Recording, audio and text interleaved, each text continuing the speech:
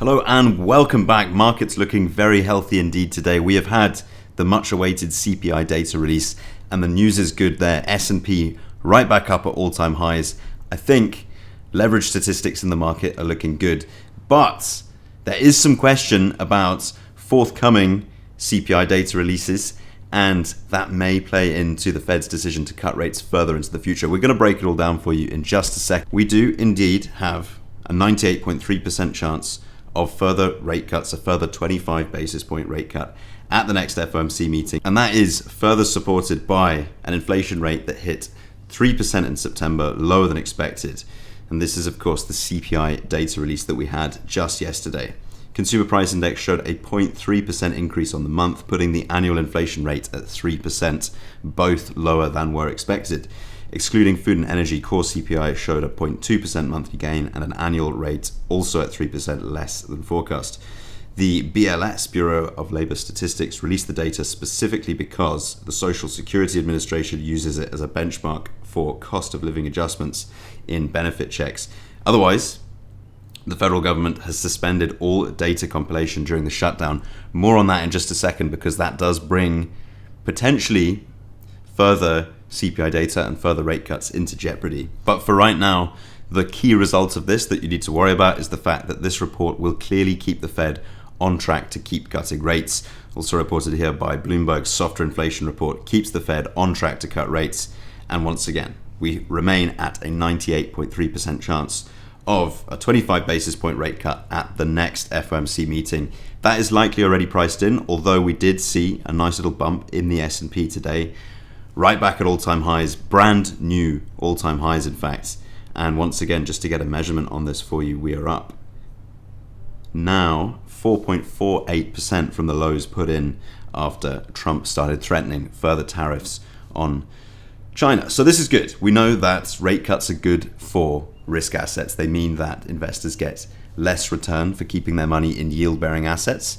And so capital tends to flow into risk assets like stocks, that's the S&P, and into crypto.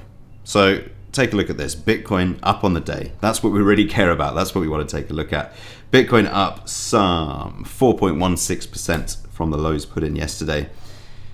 And what I think is particularly exciting about this move is we have finally seen a cool down on liquidations in the market. So over the last 4 hours, about $10 million either side, long and short, of liquidations. Over the last 12 hours, about $20 million worth of long liquidations and about $40 million worth of short liquidations. But look at the liquidation heat map right now. So the market is moving up, right? We can agree this is very clearly an uptrend.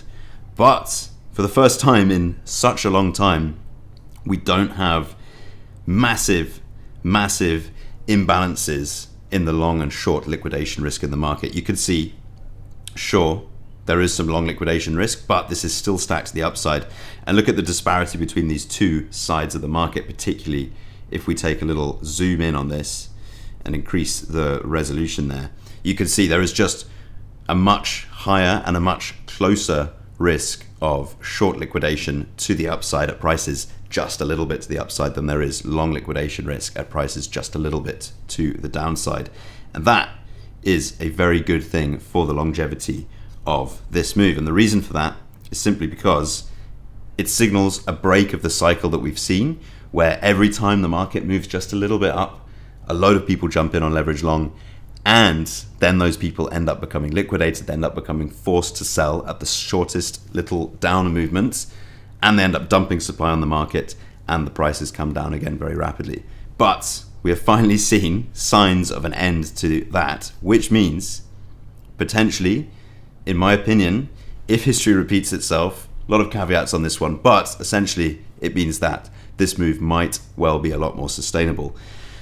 Markets coming up nicely. Once again, I am now down just $2,300 in my Bitcoin long position. That is 0.9 BTC on 20x leverage, and I am very happy staying in that position for right now. Doesn't mean we couldn't come down a little bit from where we are right now. It certainly doesn't mean that at all, but things are looking good, things are looking sustainable, and the macro environment, at least for right now, is looking good. Once again, we have got lower CPI than expected, that is lower inflation than expected, and that means the Fed is likely to keep on cutting rates. Now, the only issue that we have here is looking a few steps ahead. This current government shutdown means that it is unlikely that we're going to see another CPI data release for October released next month. Government shutdown likely means no inflation data next month for the first time in decades. Now, I won't bore you with the ins and the outs of this, but my primary concern with this is if the Fed is missing a data point from October, we might see some surprises the next time CPI data is released, and that might catch a lot of investors off guard. The markets don't like uncertainty. You can see here reported by MarketWatch, inflation and unemployment trends masked by government shutdown. It could get worse. Now, we already know that investors were somewhat skeptical about this current CPI data release. And if we miss a whole data point, a whole CPI data release next month, that might cause some problems later down the line. But at least for right now, particularly in the crypto markets, the way I see this shaping up, the way I see the market accepting this and the market acting on this by not piling in with a massive amount of leverage does make me think this is likely to be more sustainable. There is obviously long liquidation risk and short side liquidation risk, but usually what we've been seeing the last couple of cycles is a massive disparity every time we see a small move up of long liquidation risk in the market. If we just zoom this out to the 30-day time frame, you can see right back up at $5 billion worth of short liquidation risk to the upside. And once again, if prices continue coming up, if we continue and to sustain that upward price movement, we could catch some of these shorts off guard. We could liquidate some of these shorts who would then be forced to buy on the market, causing a sudden increase in demand. And of course, when demand increases, so must price. But as always, that is just my opinion, just what I'm looking at, shared with you purely for entertainment purposes. Thank you so much for watching. Plenty more to come. Bye.